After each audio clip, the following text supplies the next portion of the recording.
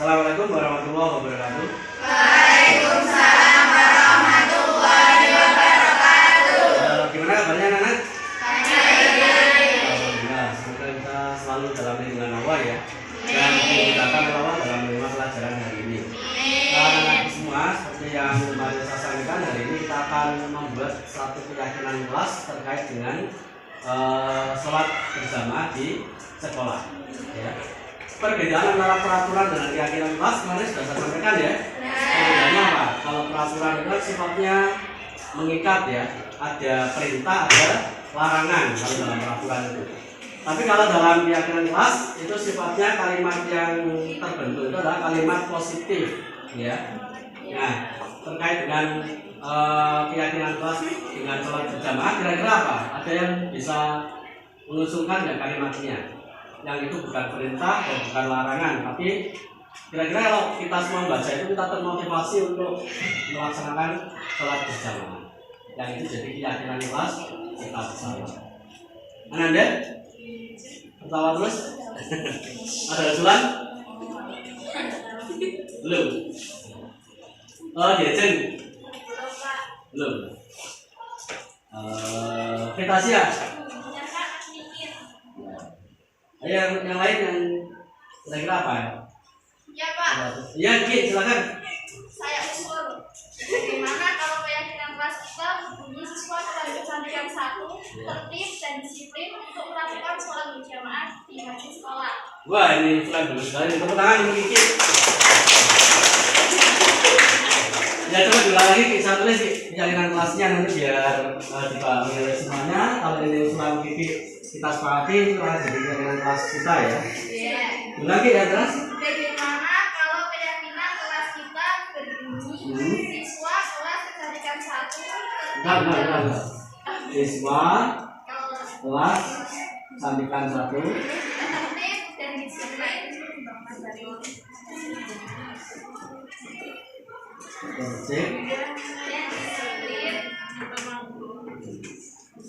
disiplin Untuk melakukan sholat berjamaah sholat berjamaah di masjid sekolah ya. ya. Iya Pak, gimana sih? Ya, terima kasih. Itu jamaah di masjid sekolah.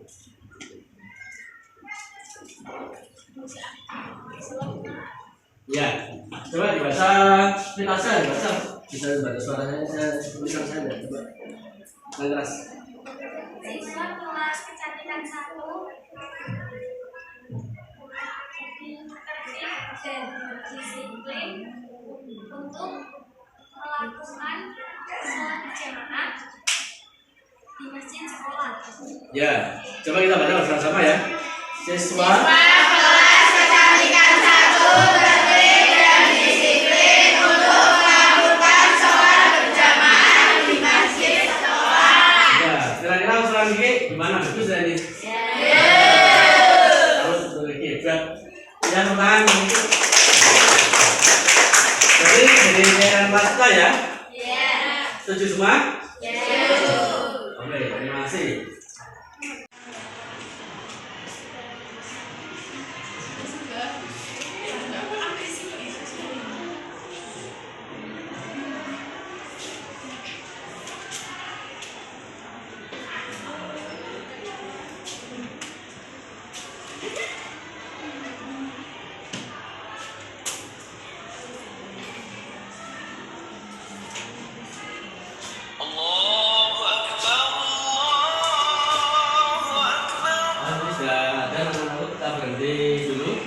Kita ke masjid dulu ya. Silakan bertanya.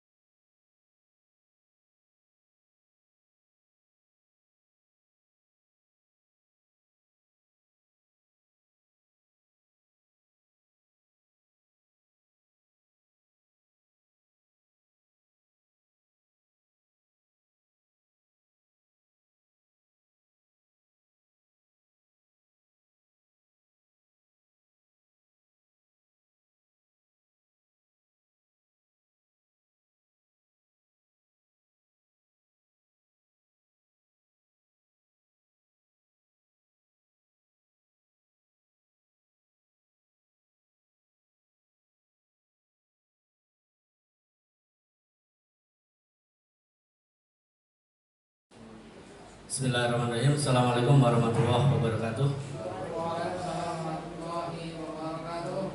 Alhamdulillahirrahmanirrahim. Wa bihi nasta'in wa ala umuri dunya waddin. Wassalatu wassalamu ala asrofil anbiya'i wal mursalin wa ala alihi wa sahbihi ajma'in. Amma ba'du. Yang saya hormati Ibu Kepala SMK Negeri 1 Pekalongan dan seluruh Bapak Ibu guru yang berbahagia. Syukur alhamdulillah, marilah kita panjatkan kehadirat Allah Subhanahu wa taala.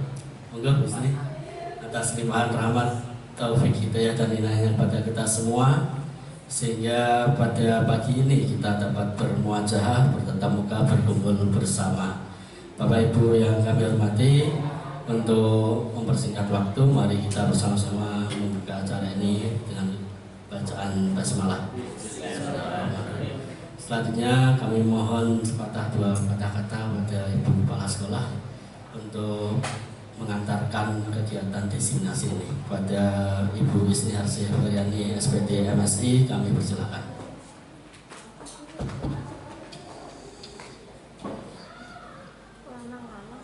Terima kasih. Bismillahirrahmanirrahim. Assalamualaikum warahmatullahi wabarakatuh.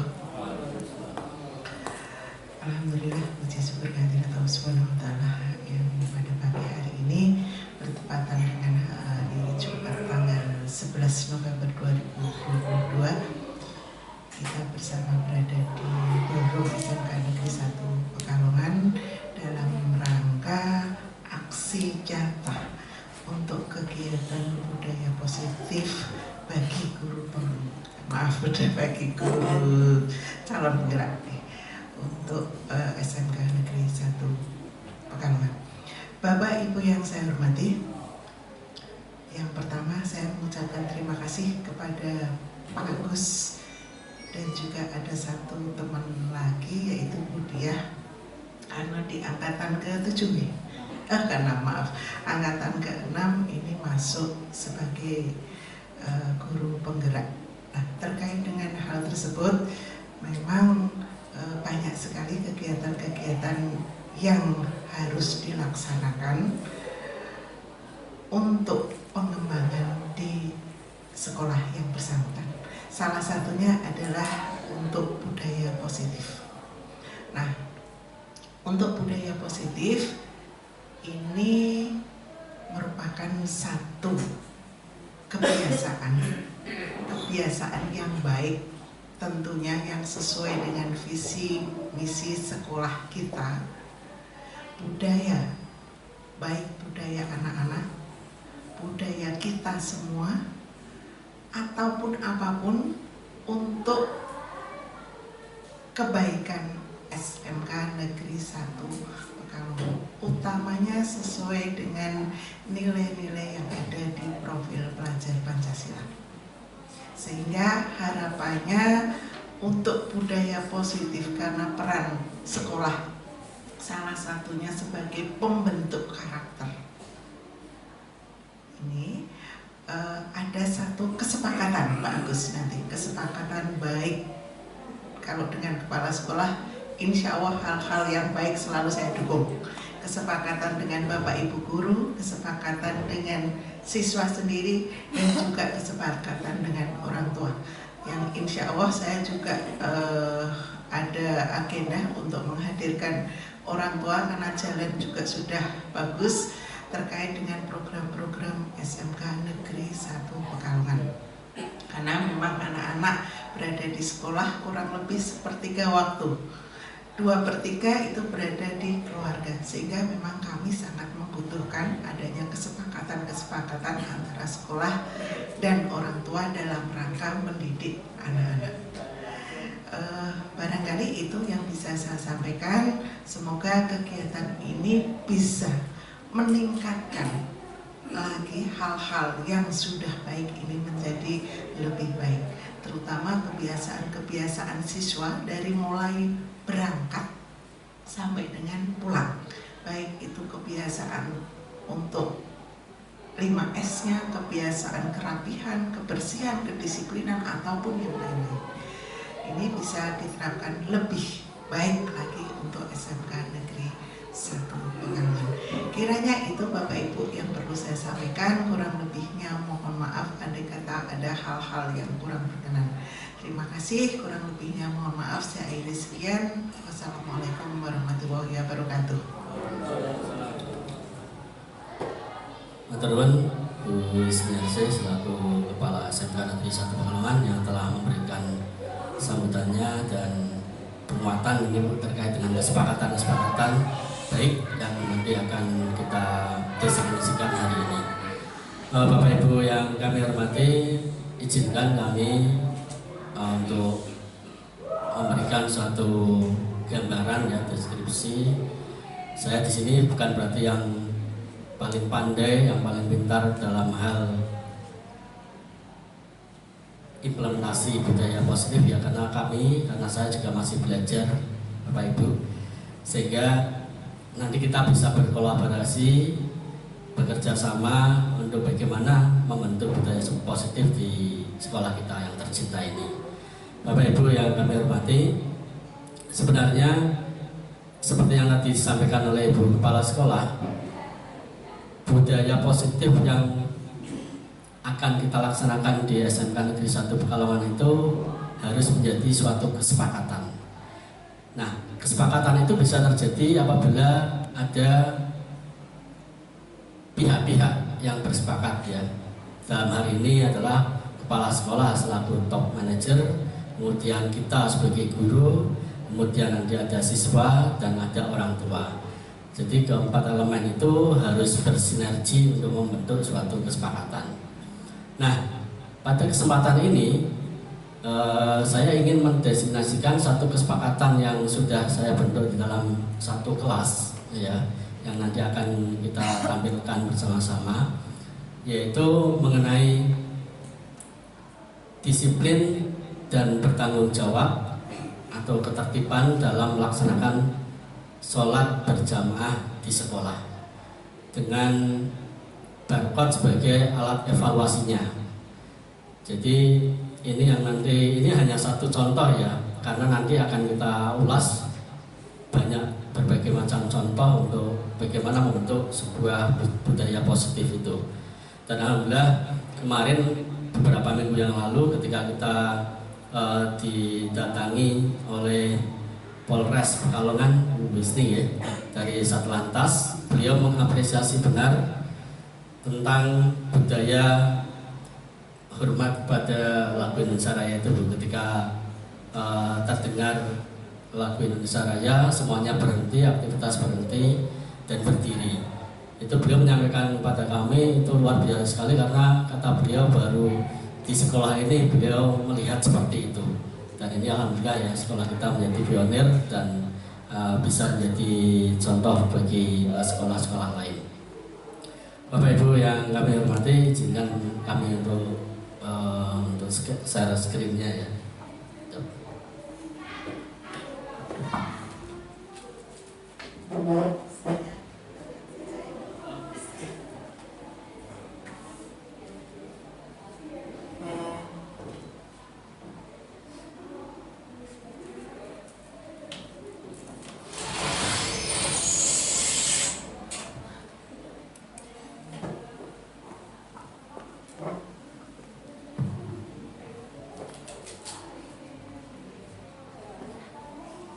Baik Bapak Ibu,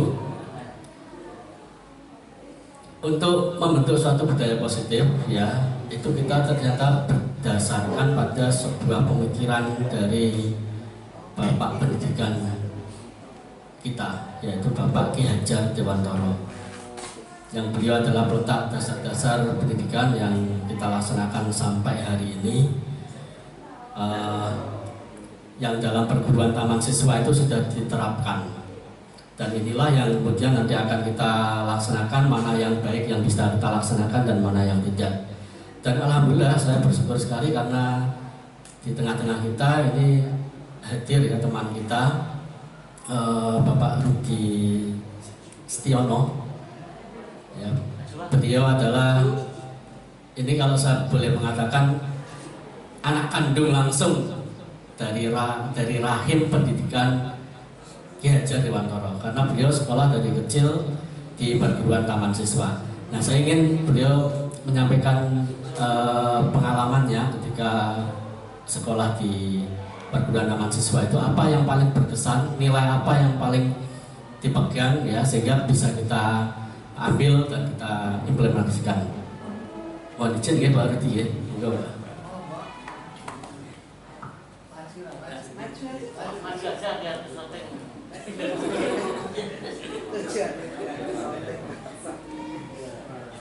Ya, sebenarnya Assalamualaikum warahmatullahi wabarakatuh. Mau perkenalkan, ya, untuk dari SMP, memang kalau dilihat dari pendidikan dari SMP sampai dengan perguruan tinggi saya di Taman Siswa. Jadi SMP saya Taman Dewasa Karanganyar, terus lulus melanjutkan lagi di SMA Taman Madya Karanganyar, dan alhamdulillah dapat rekomendasi dari sekolah untuk mengikuti kuliah di Sarjana Wiyata Taman Siswa. Jadi ya kalau dihitung-hitung berarti hampir 11 tahun saya berkecimpung di Taman Siswa. Ya untuk anak kandung langsung. Ya kalau untuk pengalaman selama berguru kami di SMA, di SMP, SMA, dan di Sarjana Wiyata, khususnya di perguruan Taman Siswa, banyak hal-hal yang saya temukan yang bisa sampai saat ini saya terapkan dalam kehidupan saya. Yang artinya kalau dulu di SMP kami yang namanya SMP swasta, memang SMP swasta. Di situ kalau di Karanganyar itu ada SMP 1, 2, dan 3 negeri. Jadi digabung di SMP 1, 2, dan 3. Tapi alhamdulillah untuk peminatnya untuk di swasta kami lebih banyak. Jadi angkatan saya itu hampir 9 kelas. Hampir 9 kelas. Di kelas 10, di kelas 1 itu kenapa kelarinya ke SMA ke SMP Taman Dewasa? Yang diambil adalah kedisiplinannya. Yang pertama itu yang menjadi patokan bapak ibu, orang tua, ya sama orang tua saya juga dapatnya dari itu. Jadi untuk kemampuan memang tidak di nomor satukan, tapi kedisiplinan dan karakter yang dibentuk di situ. Jadi misalkan contoh, kalau di sekolahan kami dulu di SMP Taman Dewasa itu setiap hari kita harus sudah berjabat tangan, masuk ke sekolah itu udah berjabat tangan. Yang sekolah negeri dulu itu sudah yang belum melakukan, tapi kami sudah dibentuk di situ untuk karakternya. Sampai dengan kami naik kendaraan sepeda pun itu udah harus sampai pintu gerbang kita berhenti, semuanya jalan. Itu pendidikan pertama yang kami peroleh di situ. Dan untuk kedisiplinannya ya kita memang kalau terlambat dulu tidak dimarahi Pak, itu tidak dimarahi. Tapi setiap jam 7 itu pintu gerbang harus ditutup. Jam 7 itu ditutup. Nanti jam 7.15 baru dibuka, baru kita boleh masuk. Itu ya artinya biar kami yang merasa oh ya saya terlambat itu.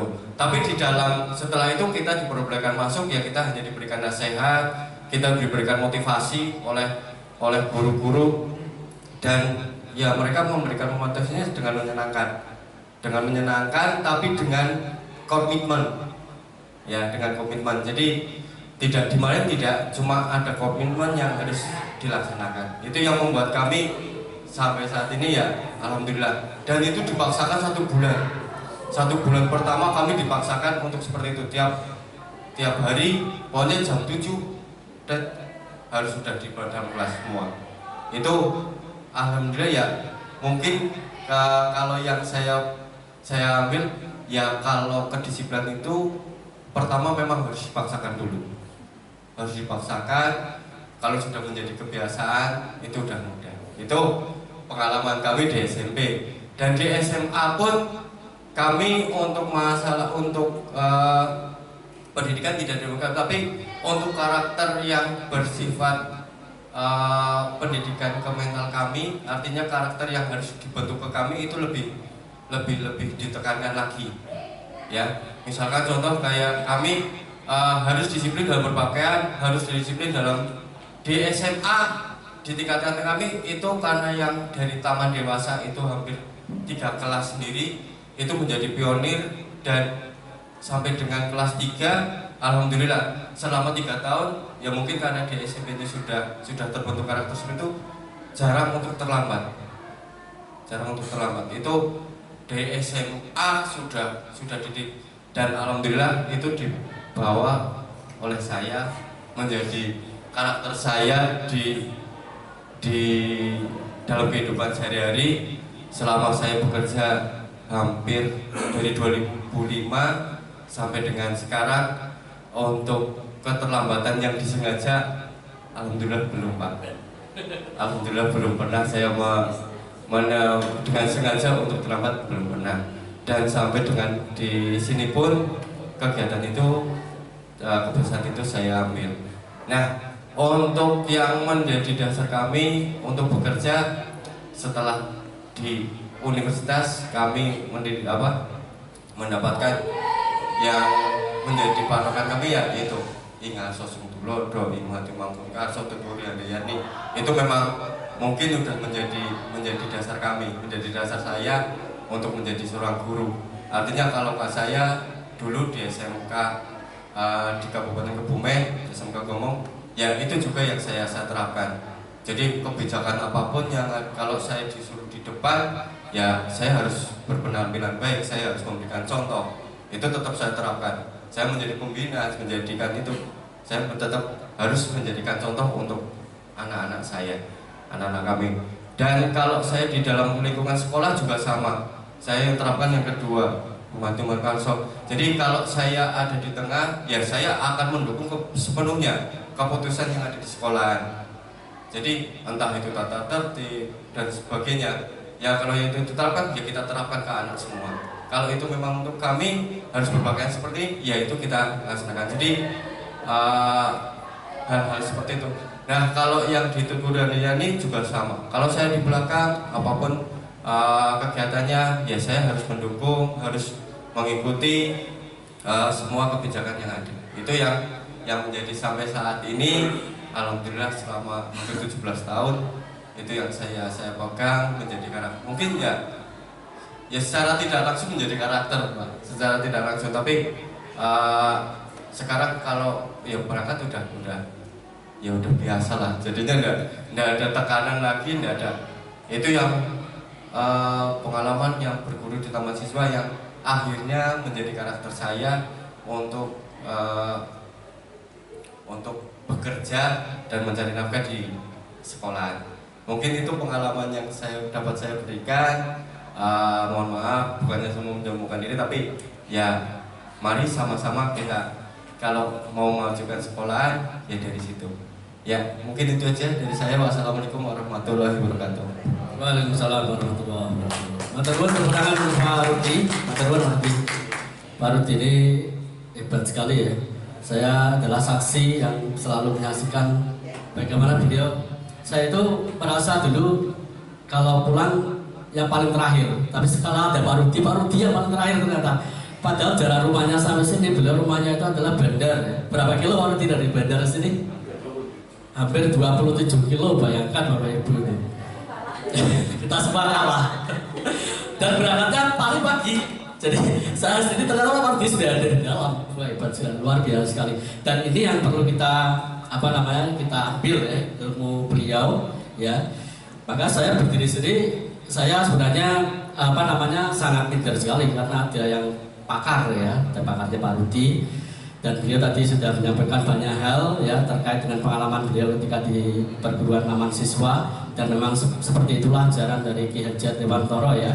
Tadi saya memetik beberapa nilai. Yang pertama adalah disiplin ya. Kedisiplinan itu terbentuk dari kesadaran diri. Yang pertama walaupun pertama untuk awal-awalnya memang perlu dipaksa-paksa. Allah bisa karena biasa ya, kata pepatah Jawa seperti itu. Jadi dibiasakan, dipaksa dulu, nanti otomatis biasa. Pertama mesti sakit ya, seperti orang minum obat itu kan pahit dulu pertama, tapi setelah itu sembuh ya.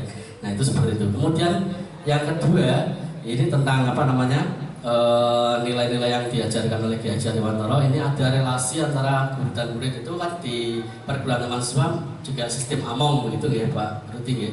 Jadi memandang anak itu tidak seperti antara guru dengan murid ya, tetapi seperti orang tua dengan anaknya. Jadi apapun yang terjadi dengan murid kita ya itu sebenarnya terjadi dengan diri kita. Jadi kita mau tidak mau ya harus terlibat apa yang terjadi dengan murid kita. Ya makanya kita tidak boleh cuek ya dengan apa yang terjadi dari murid kita ya. Karena apapun itu akan berpengaruh pada diri kita. Kemudian yang ketiga nilai-nilai yang terkandung di dalam ajaran Ki Hajar Dewantara seperti yang tadi Pak Ruti katakan ada 3 ya, ing ngarsa suntulodo, ing madya mangarsa, dan tuturi handayani. Dan itu semua insya Allah ya sudah kita laksanakan dalam kehidupan kita sehari-hari.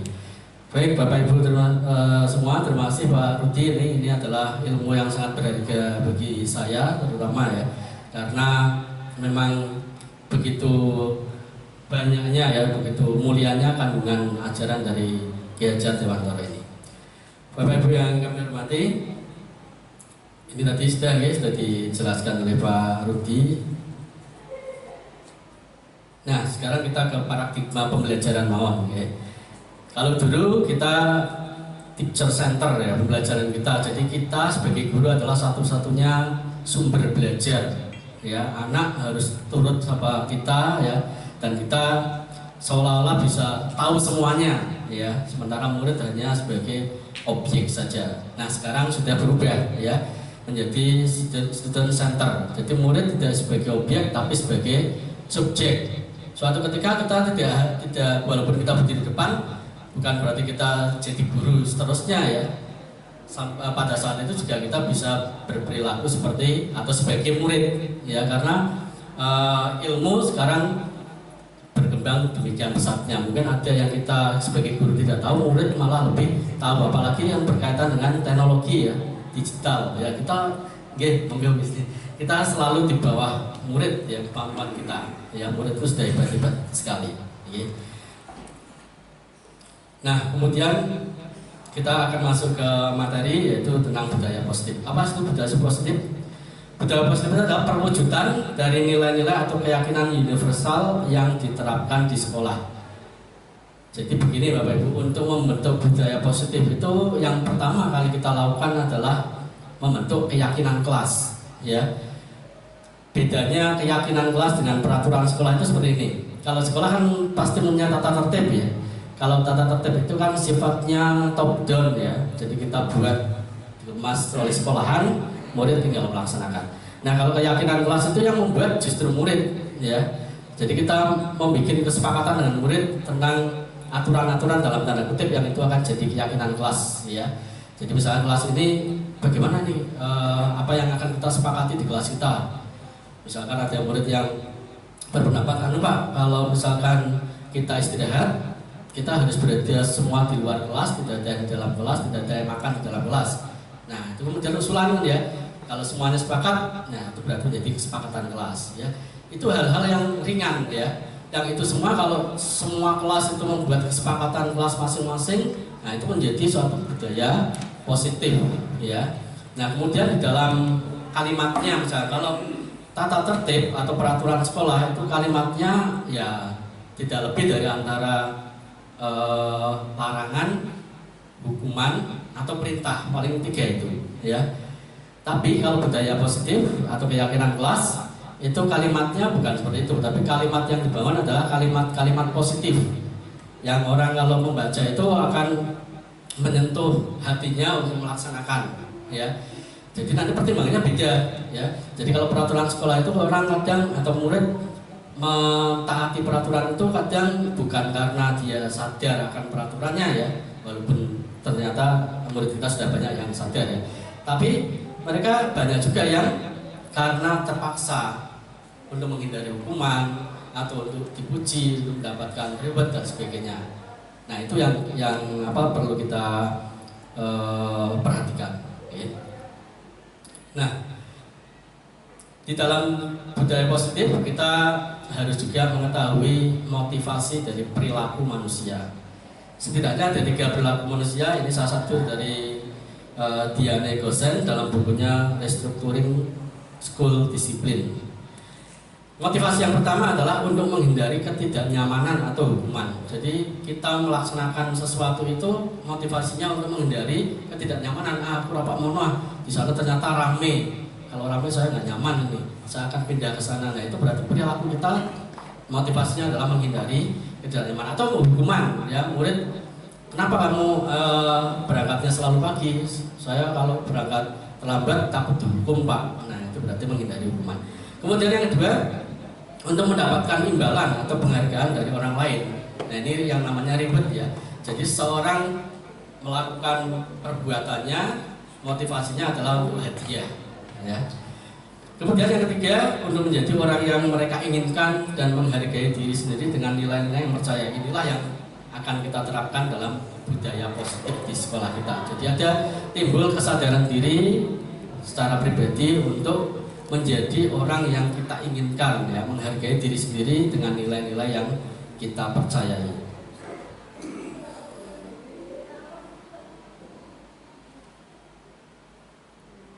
Nah, Bapak Ibu, kemudian selaku guru atau selaku pendidik di sekolah ini, kita sebenarnya mempunyai 5 posisi kontrol yang ini mungkin tidak pernah kita sadari ya. Posisi yang pertama adalah penghukum, kemudian yang kedua adalah pembuat merasa bersalah, yang ketiga adalah teman, yang keempat adalah posisi kontrol pemantau, dan yang kelima adalah posisi kontrol manajer. Kalau Bapak Ibu boleh bertanya pada diri Bapak Ibu sendiri, kira-kira dari 5 posisi kontrol itu yang paling dominan ketika kita menghadapi murid itu yang mana? Yang mana Pak Cas, kira-kira Pak Cas? Yang 4, pemantau. Jadi ada dipantau aja gitu. Pemantau Pak Cas ya. Kalau Pak Bib yang mana Pak Bib? Teman, ya, Namudin. Kalau Bu Marti, teman. Kalau Bu Siswi, teman ya. Kalau Pak Imam, sebagai cucu ya ada Pak. Kalau Pak Alif, nah ini penghukum ya. Posisinya penghukum. Ya tidak apa. Karena ini posisi yang sebenarnya mungkin semuanya ada dalam diri kita, tapi ada satu yang mungkin timbul yang dominan. Yang benar yang mana, yang salah yang mana nanti akan kita lihat ya. Sebenarnya nggak ada yang salah sebenarnya. Nah,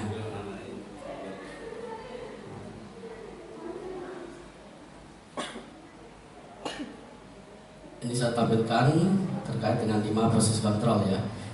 Yang tadi dipilih Pak Hanif adalah penghukum. Nah ini biasanya kata-kata yang keluar, patuhi aturan sekolah atau awas kamu saya hukum.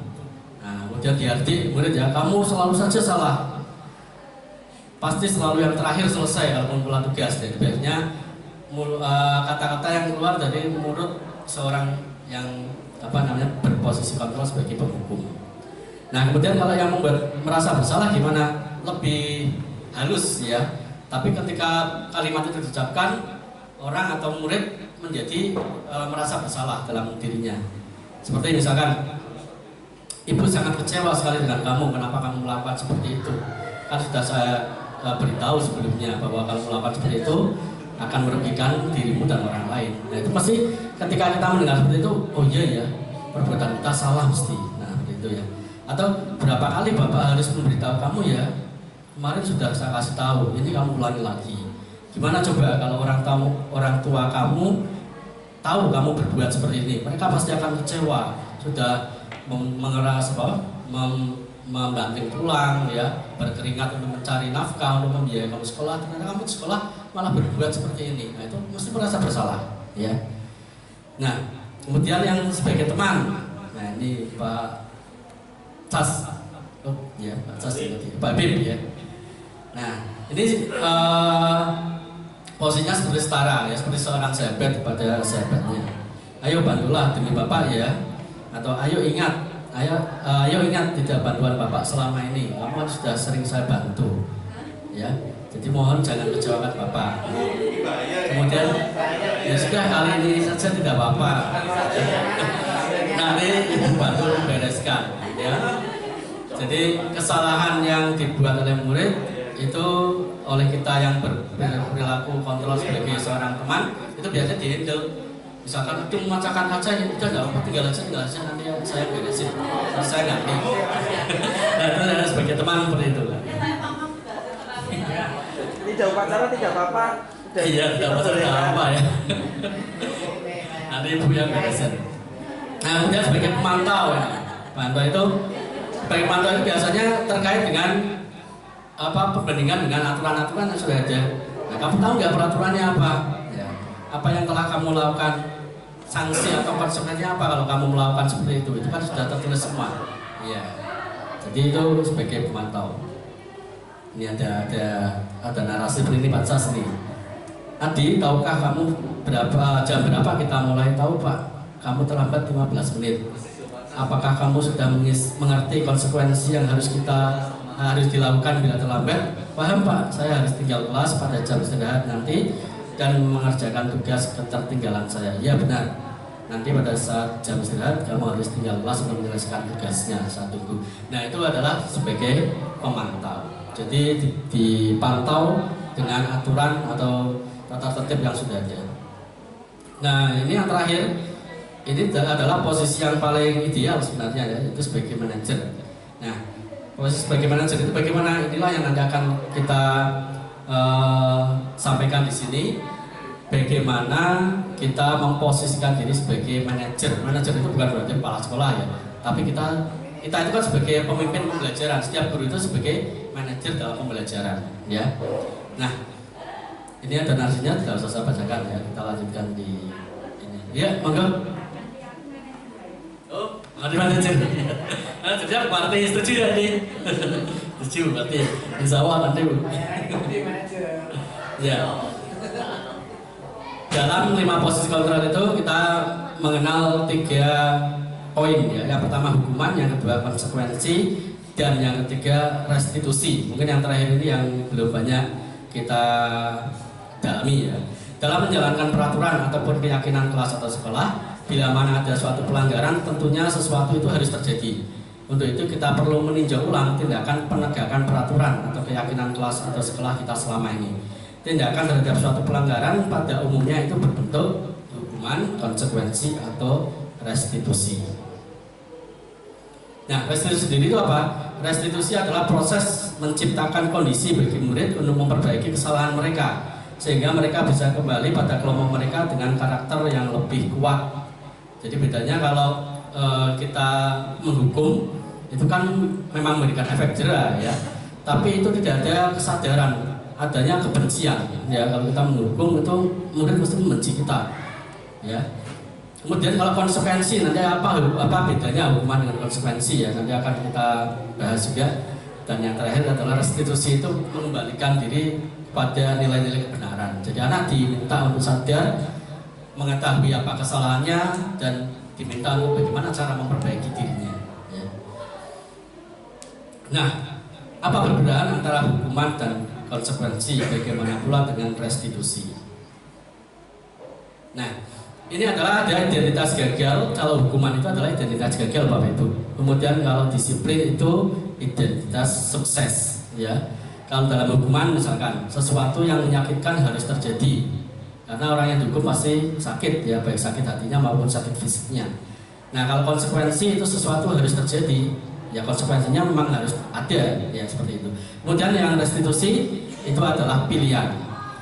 Hukuman sifatnya tidak nyaman untuk murid atau anak untuk jangka waktu panjang, karena mungkin ada semacam dendam ya, atau ketakutan kalau ketemu Pak Haji, aduh mesti aku dihukum kalau Pak Haji para tamu berkelas. Kemudian kalau konsekuensi tidak nyaman juga untuk murid, tapi jangka waktunya agak pendek ya. Nah kalau restitusi itu malah justru menguatkan murid dalam jangka waktu yang panjang. Jadi murid dikuatkan karena kesalahannya, kemudian dia bisa memperbaiki diri sehingga bisa menumbuhkan kesadaran dalam jangka waktu yang panjang.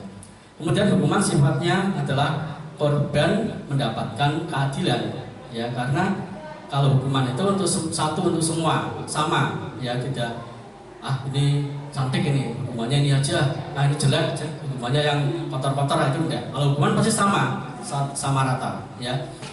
Kemudian di konsekuensi korban bisa diabaikan. Maksudnya gimana? Jadi kalau dalam konsekuensi itu adalah sesuatu peristiwa yang dimintakan untuk melakukan yang ada hubungannya dengan pelanggarannya. Nanti akan kita bahas, ya. Kemudian yang restitusi adalah korban mendapatkan ganti. Kemudian hukuman sifatnya anak akan tersakiti. Kalau konsekuensi hanya dibuat tidak nyaman saja, dan kalau restitusi mendapatkan penguatan. Nah, kalau hukuman sifatnya perilaku pasif agresif itu meningkat. Kemudian untuk konsekuensi penguatan hanya bertahan dalam waktu yang pendek, dan restitusi masalah malah terpecahkan atau tersolusikan. Saya akan lompati aja, kita akan berlatih untuk membedakan antara mana hukuman dan mana konsekuensi. Bapak Ibu bisa baca tulisan saya depan, ya. Yang pertama ada seperti ini misalkan. Siswa kita suruh mencatat 100 kali di dalam buku kalimat saya tidak akan terlambat lagi. Ini mungkin lazim sekali, ya, ketika kita di SD sering kali kita suruh untuk menulis kalimat ini 100 kali dalam buku karena kita melakukan pelanggaran, yaitu terlambat sekolah.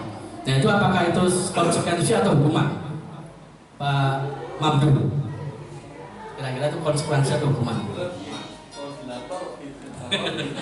Koordinator STP 2K ini Pak Mamduhila. STP 12. Hukuman karena apa?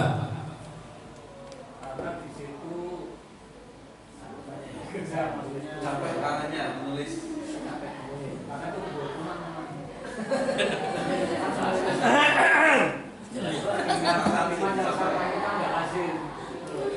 Ya, tadi sifat hukuman itu yang paling pokok itu menyakitkan diri dan menimbulkan mungkin dendam dan tidak nyaman yang lama. Tapi kalau anak hanya disuruh ini paling jengkelnya 1 hari 2 hari, ya, besoknya paling sudah lupa. Ini bukan hukuman, ini konsekuensi. Kemudian kalau murid disuruh lari mengelilingi lapangan basket 2 kali karena terlambat dari sekolah, apa sih? Hukuman. Ya, bagus, ya. Kalau tidak ada hubungannya dengan terlambat, anak disuruh untuk lari keliling lapangan basket 2 kali.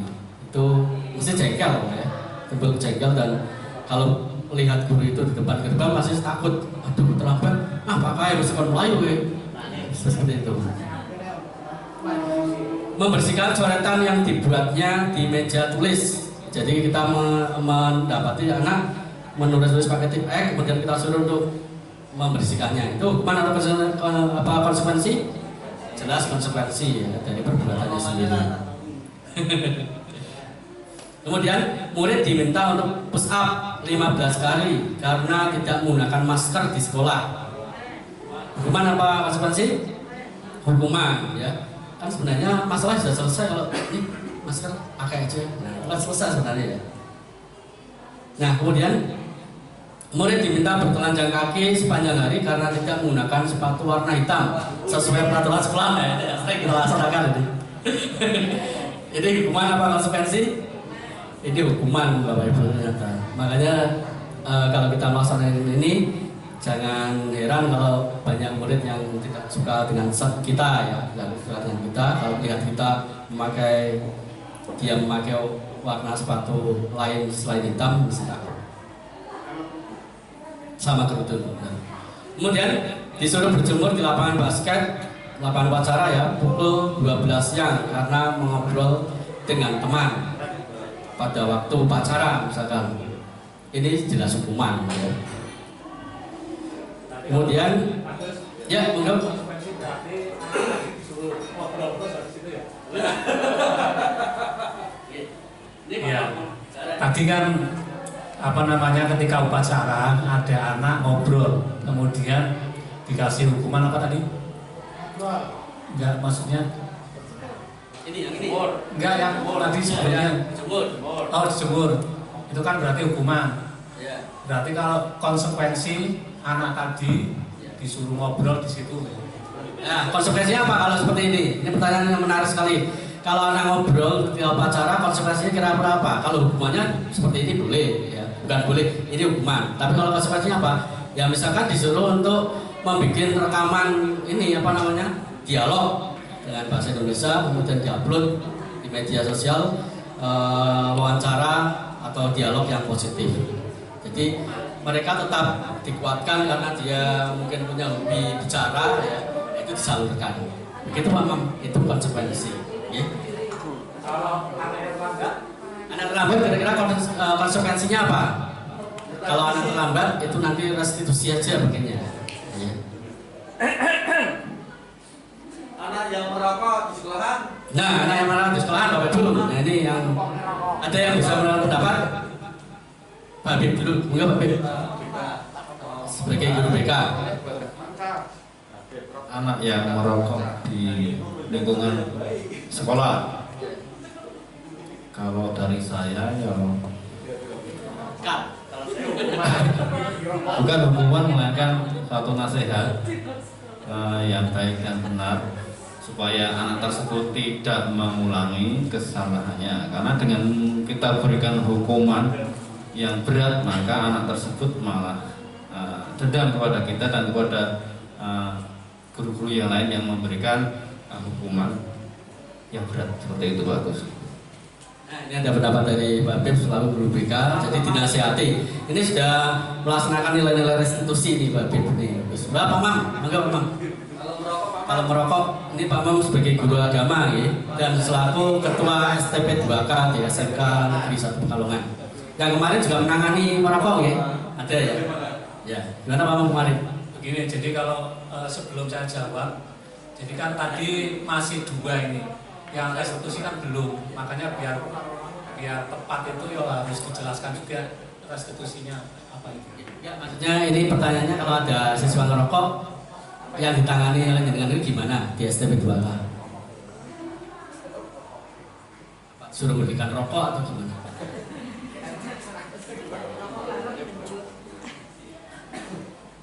Ya mungkin untuk langkah awal ya,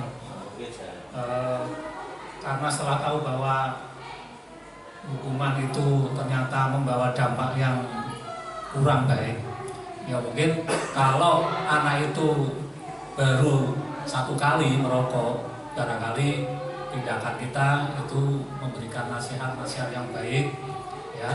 Kemudian nasihat-nasihat itu kita beri dengan arah ke konsekuensi, barangkali itu. Baru kalau sudah 2 kali atau 3 kali mungkin kita bisa memberikan hukuman. Begitu Pak menurut saya. Terima kasih. Ada pendapat lain Bapak Ibu? Pak Zi mungkin? Enggak Pak Zi? Ini pembina kesiswaan senior ini. Jika ada kita mengetahui anak merokok, kita bertanya dulu kepada anak tersebut, kenapa merokok di sekolahan? Itu saja. Terima kasih. Jadi tanya dulu lah. Terus jawabannya misalkan ya karena saya Pak kalau sudah terbiasa merokok, jadi kalau nggak ngerokok itu sempat gimana Pak? serahkan ke pakar. Berarti serahkan ke BP gitu ya. Nah, BP pasti tahu apa namanya tindakan yang baik ya. Baik Bapak Ibu, saya lanjutkan. Ini ada satu narasi saya bacakan deh, dan Bapak Ibu nanti kita diskusikan. Ibu Anas adalah seorang guru SD yang sedang mendapat masalah. Murid-muridnya tidak bisa tertib berdiri antri di depan pintu kelas dan selalu berebutan masuk dalam kelas setelah jam istirahat usai. Ini tentunya sangat mengganggu proses pembelajaran, di mana kelas tidak dapat mulai tepat waktu karena Ibu Anas sibuk menenangkan murid-muridnya untuk waktu yang lama. Akhirnya Ibu Anas berpikir cepat dan mengandalkan stiker bintang, karena ini di SD. Setiap murid-muridnya akan masuk kelas usai jam istirahat. Bu Anas akan mengiming-imingi muridnya dengan stiker bintang. Siapa yang dapat berdiri lurus dan berbaris rapi antri di depan pintu, akan dapat bintang dari Bu Anas, kata beliau. Sebagian besar murid-muridnya menyambut tantangan tersebut dan langsung berdiri rapi di depan pintu agar mendapatkan stiker bintang. Hal ini terus dilakukan Bu Anas selama beberapa minggu karena cukup berhasil membuat murid-muridnya berdiri rapi antri di depan pintu. Sampai suatu saat Bu Anas sakit dan terpaksa digantikan Pak Heru. Pak Heru tidak mengetahui tentang stiker bintang dan apa yang dilakukan oleh Bu Anas ya.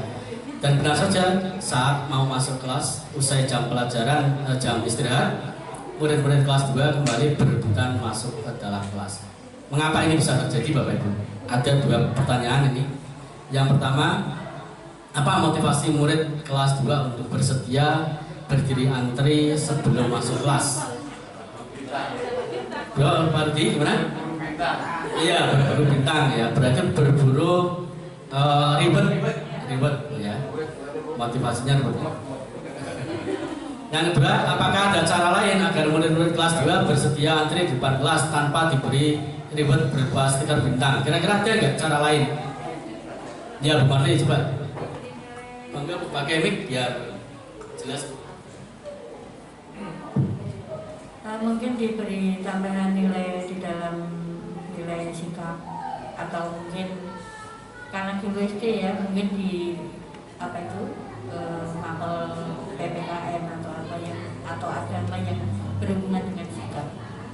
Berarti nilai sikapnya ditambahin gitu ya. Bagus. Ribet yang membangun. Ya, masih ribet ya, tapi ini ya. Yang lain monggo. Pacas. Monggo. Nah,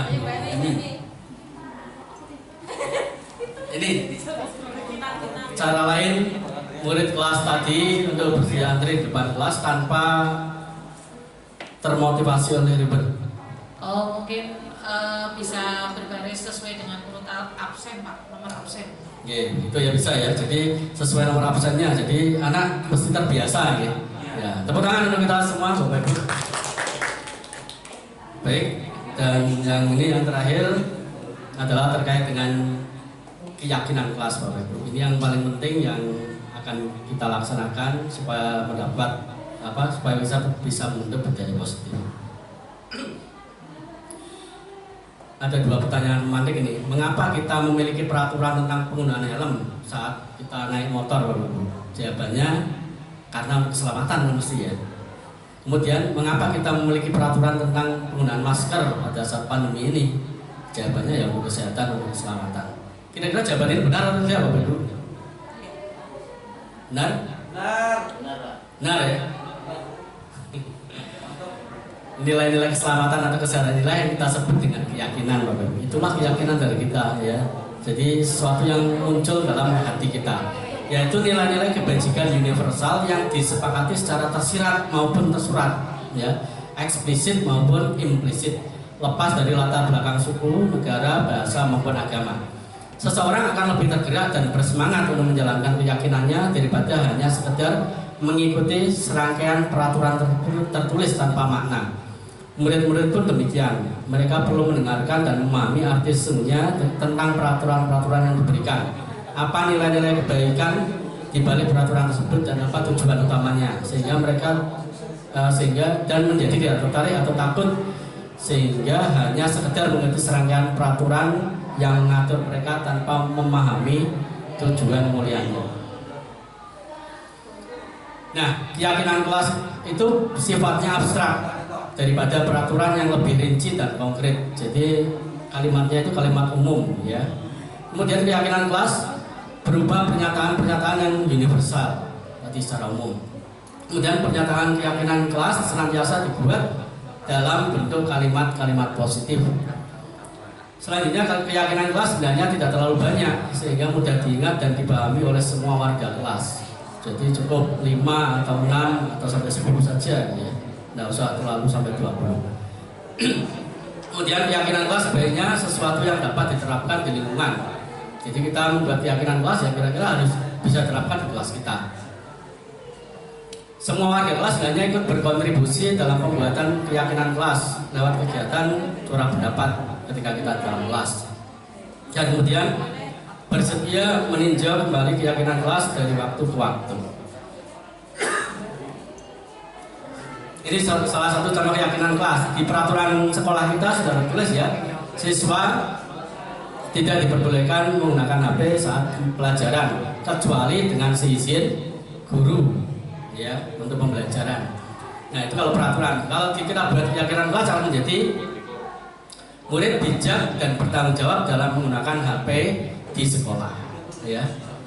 Nah itu akan menimbulkan satu motivasi kesadaran dalam diri anak.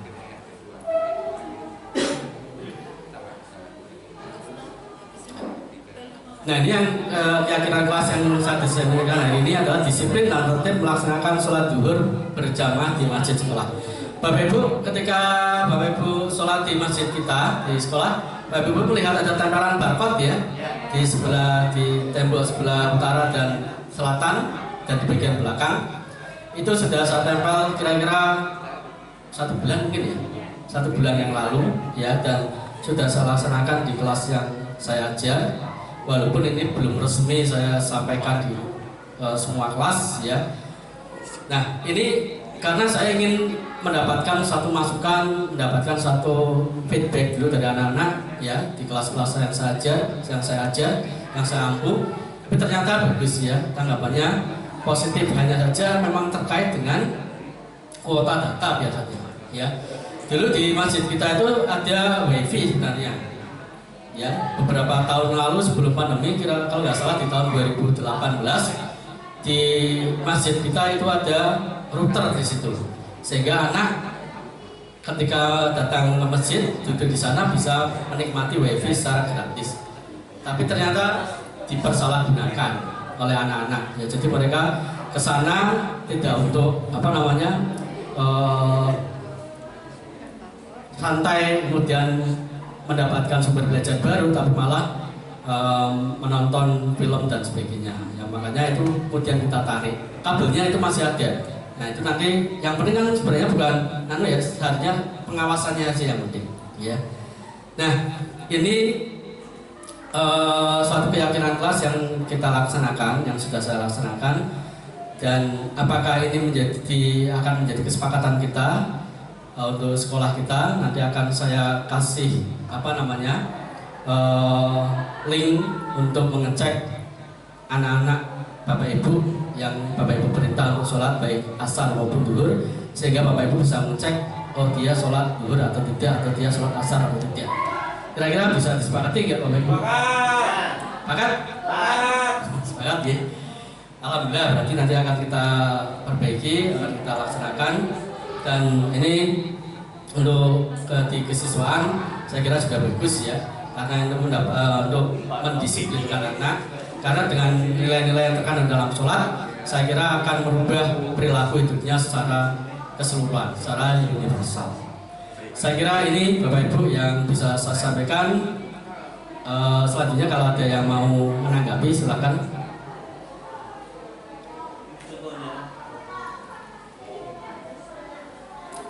Oke, Ibu Arsiti, pakai mic.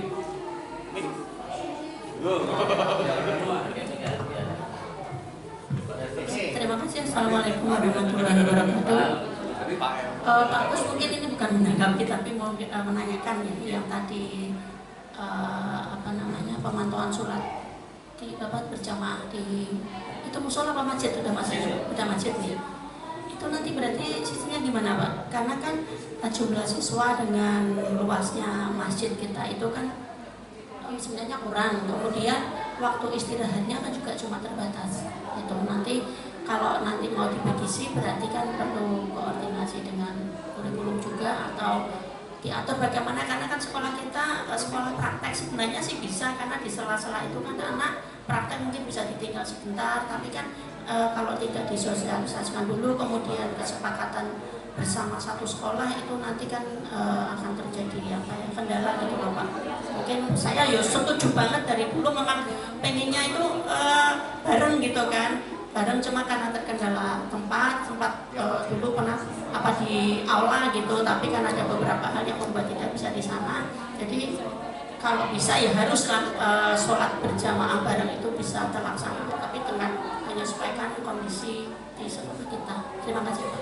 Ya, terima kasih Bu Karsiti. Ini Bu Baka siswaan kita, Bu Karsiti ya, ada pertanyaan yang terkait dengan pelaksanaan untuk sholat duhur berjamaah. Memang keterbatasan tempat kita, ya, masjid kita tidak begitu luas, hanya bisa memuat 3 sampai 4 kelas saja itu Bapak. Sementara kelas kita jumlahnya 34 sekarang, ya, dan itu jelas tidak mungkin, ya. Makanya ini bukan berarti langsung kita laksanakan untuk semua kelas Bu. Yang penting ada dalam 1 hari itu semua tempat penuh di dalam masjid itu, ya. Ya. Sehingga apa? Sehingga bisa menumbuhkan budaya positif, bisa menumbuhkan keyakinan dalam hati kita masing-masing murid bahwa ternyata melaksanakan sholat berjamaah itu penting, menjaga nilai-nilai sholat dalam kehidupan kita. Begitu, bukan saja. Enggak boleh.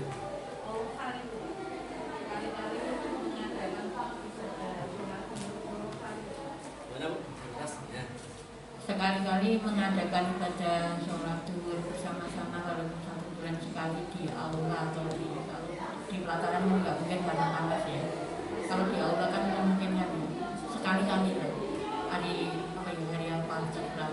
Tolong kayaknya untuk menumbuhkan budaya positif. Tidak harus tiap hari misalkan sekali sebulan. Itu mungkin Bapak Ibu guru insya Allah juga nggak begitu keberatan. Ya, teman-teman, Bu Martin ada usulan bagaimana kalau sekali-kali dalam satu tanggal waktu tertentu kita melaksanakan sholat duhur berjamaah 1 sekolahan. Nah itu yang jadi pertanyaan itu tempatnya Bu, di mana? Kalau di aula itu tidak cukup, ya. Aula untuk duduk saja semua murid yang jumlahnya 1.100 sekian itu nggak cukup. Apalagi kalau ada jarak sholat itu, ya. Begitu kasih gitu. Oh ya. Ya ini usulan bagus ini Bu Marti supaya ada gerakan gitu ya. Gimana Pak Yai? Ini Pak Mam kira-kira bisa nggak itu layak nggak misalkan untuk sholat di sana dan sebagainya? Ya, menurut saya apa yang disampaikan Bu Marti saya setuju. Dan bahkan saya setujunya yang tiap hari. Nah, memang saya selaku guru agama ya dari dulu memang pengennya sholat anak-anak itu bisa sholat berjamaah. Tapi mengingat tempatnya belum memungkinkan, ya.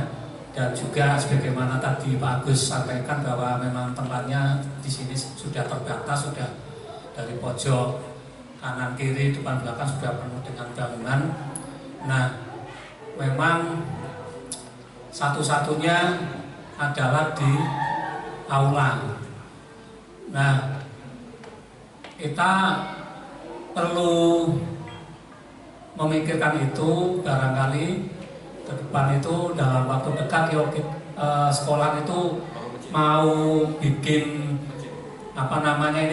sementara ya Pak Agus ya. Keran-keran untuk berwudu di sekeliling aula itu, karena memang satu-satunya tempat itu di situ. Karena kalau di musola itu atau di masjid itu memang kurang besar. Begitu Pak Agus.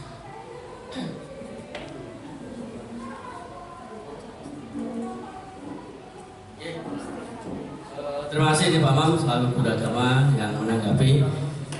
Jadi intinya setuju Bu Marti dan untuk tekniknya nanti kita perlu rapatkan lagi itu karena terkait dengan tempat wudhu dan gelarannya juga, karpetnya yang juga itu kita juga belum punya dan lain sebagainya secara teknis. Ada yang lain Bapak Ibu silakan, monggo. Ya Pak Herman, ini pakai mic Pak. Sini ya nggak kelihatan dari belakang, di sini lah. Nah ini Pak Herman pembina siswaan. Cek, saya tuh.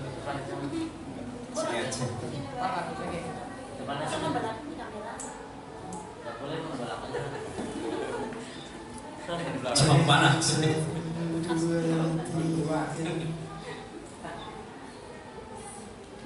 Oke, baik. Assalamualaikum warahmatullahi wabarakatuh. pada kesempatan kali ini berarti antara diseminasi dan rapat kesiswaan itu hampir sama ini. Nah, saya rasa ini sebuah rapat kesiswaan di dalam diseminasi sekaligus. Jadi ada beberapa kesepakatan yang harus kita jalankan juga dari apa yang sudah kita lakukan bersama terkait dengan budaya positif. Saya kira semua peraturan yang ada di sekolah ini itu bisa menjadi sebuah hukuman, konsekuensi, dan restitusi secara berbarengan. Tergantung bagaimana yang memerankannya seperti itu.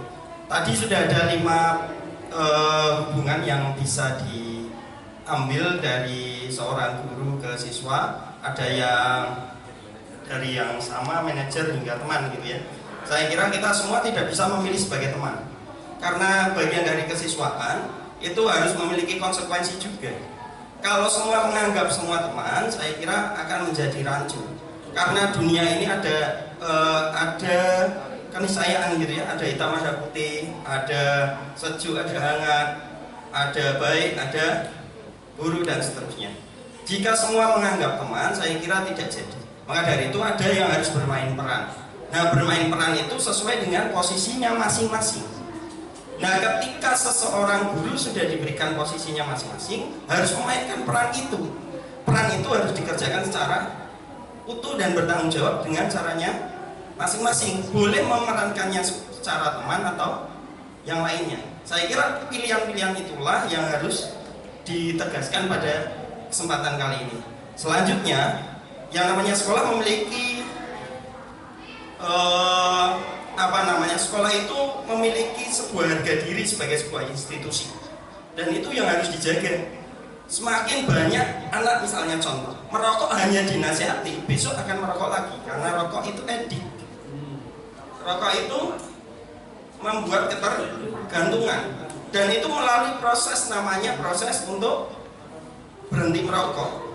Berhenti merokok itu bisa dilakukan hanya oleh dengan bimbingan ahli-ahli atau dalam keadaan terdesak, misal randu duit gitu ya, akhirnya berhenti merokok, membiayai anak, akhirnya berhenti merokok, dan seterusnya. Biasanya kayak gitu. Contoh, ayah saya berhenti merokok karena saya kuliah, kepentoknya kan seperti itu. Nah, hal-hal seperti itu tidak bisa diselesaikan dengan hanya menasihati. Ini di sekolah berhenti merokok, tidak bisa.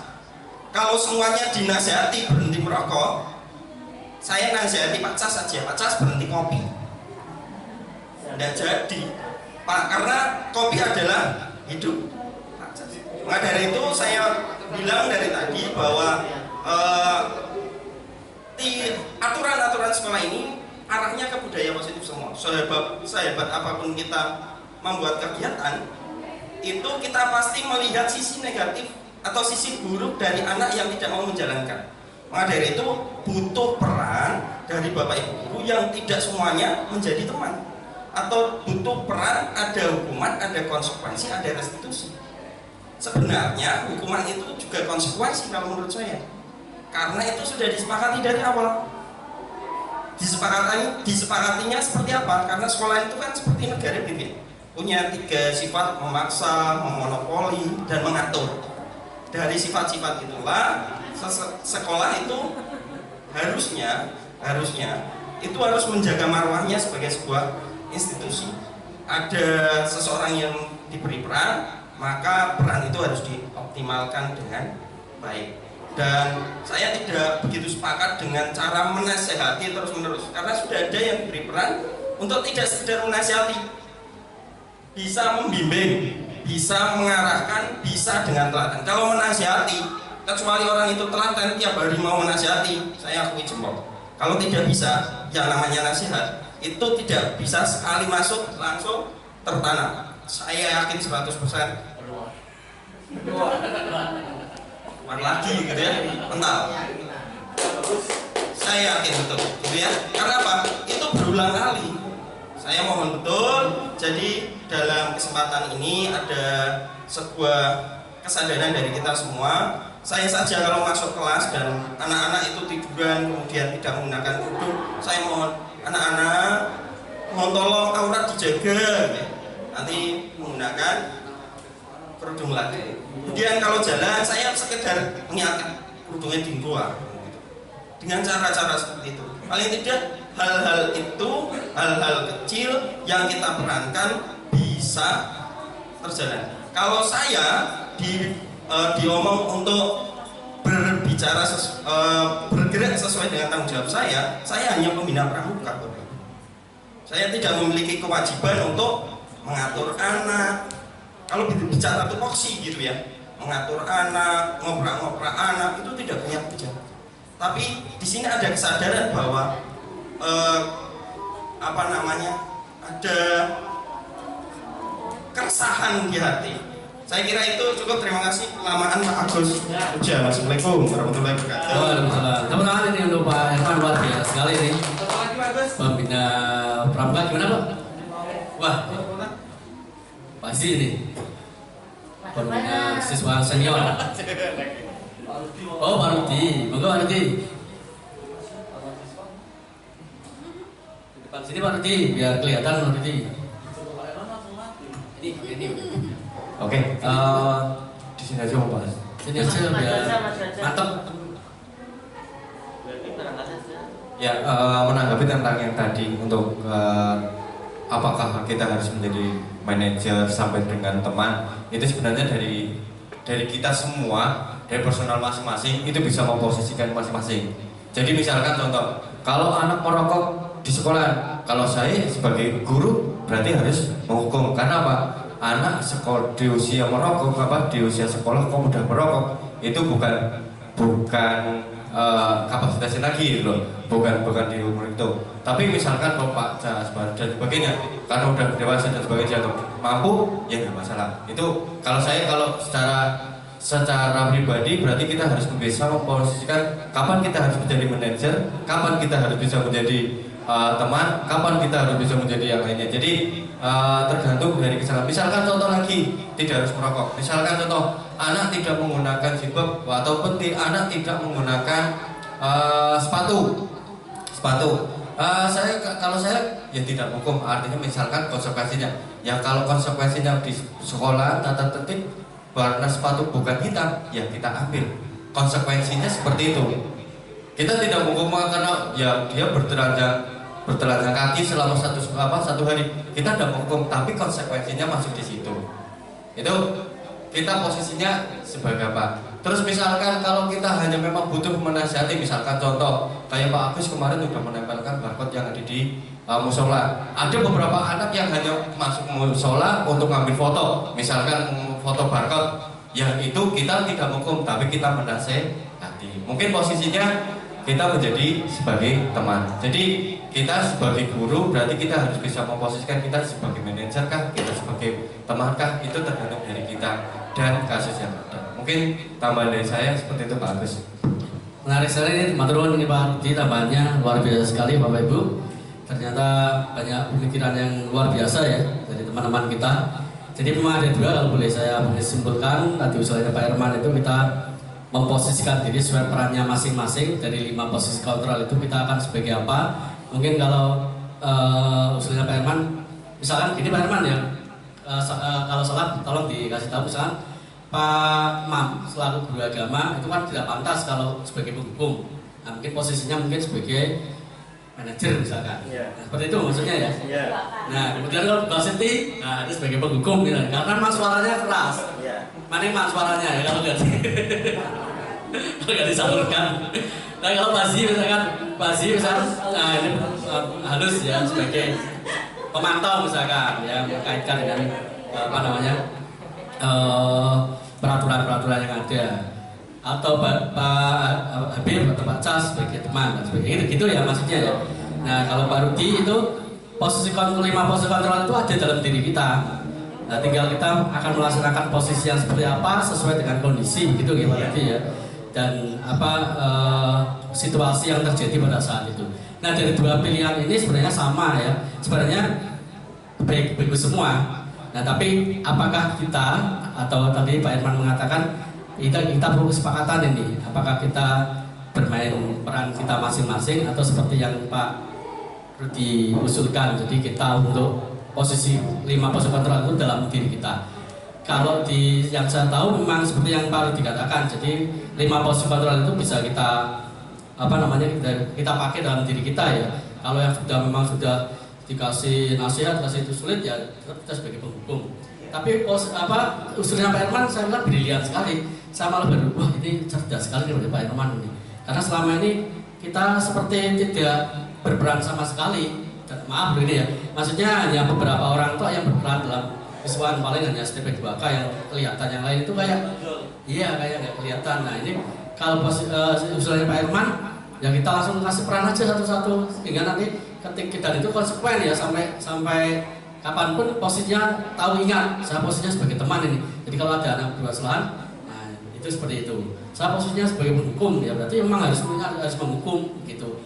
Nah itu bagaimana Bapak Ibu? Apakah bisa kita? Kali ini saya setuju nih Pak Herman. Saya setuju karena apa? Karena kita semuanya berperan, walaupun tentu ada yang dalam tanda kutip terugikan karena ada anak yang kemudian tidak senang pasti. Iya. Dia nggak sedih selaku wakil siswaan. Silakan dari sini kok biar kelihatan biasa kenalkan. Sudah selesai ya. Nah ini wakil siswaan.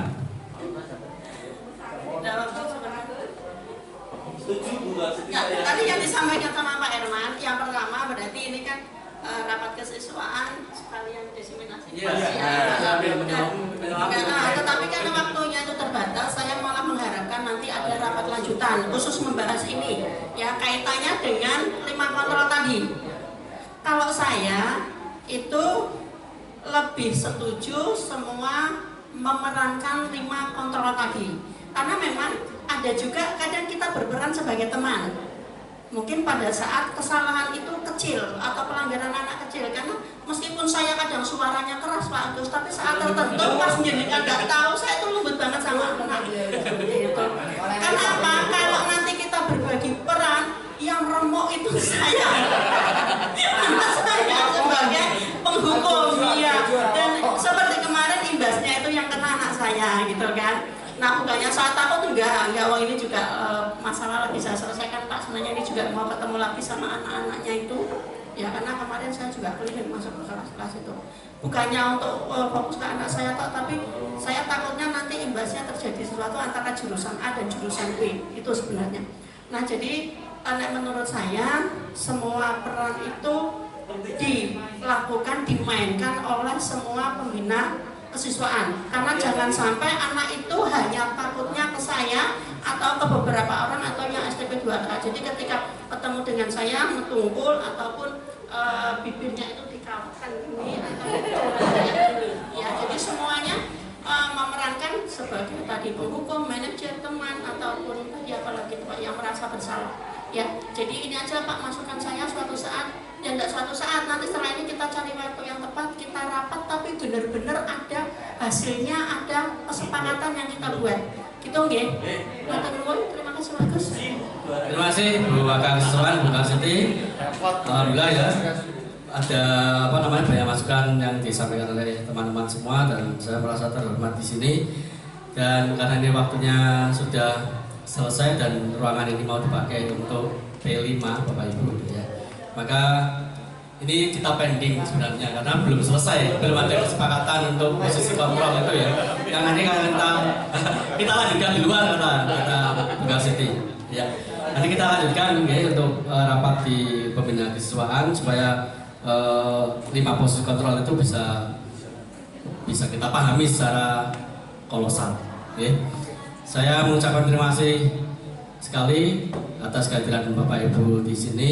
Ini sekali lagi sebuah kehormatan bagi saya karena Bapak Ibu mau dan berkenan untuk menghadiri diseminasi ini. Semoga Allah membalas kebaikan Bapak Ibu dengan pahala yang berlipat, jazakumullahu khairan. Dan saya mohon maaf apabila dalam menyampaikan tadi banyak tutur kata saya yang kurang berkenan. Akhirul kalam, billahi taufiq wal hidayah.